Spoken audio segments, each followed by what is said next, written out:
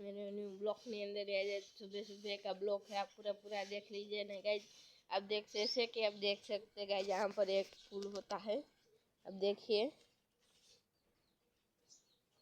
सकते, यहाँ पर भी एक फूल है और यहाँ पर भी है गाइज। ये ब्लॉक हमने फूल के लिए गाइज बताया था, बनाया है। और गाइज यहाँ पर आप देख सकते हैं हमारे पपाया थे वो पक गए हैं,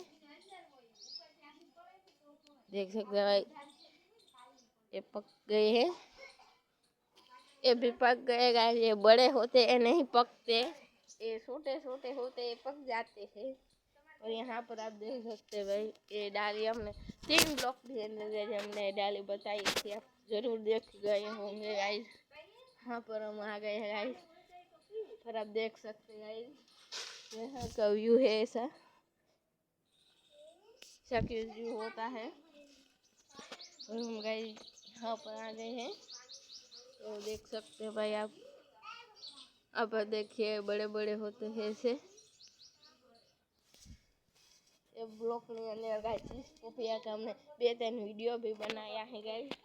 यहाँ पर आप देख सकते हैं ये टूट गया है गाइस, यहाँ पर आप देख सकते हैं, हाँ पर भी टूट गए हैं गाइस। ये ब्लॉग आपको अच्छा लगा हो तो लाइक करो, सब्सक्राइब करो, मिलते हैं बीजा ब्लॉग के अंदर, बाय।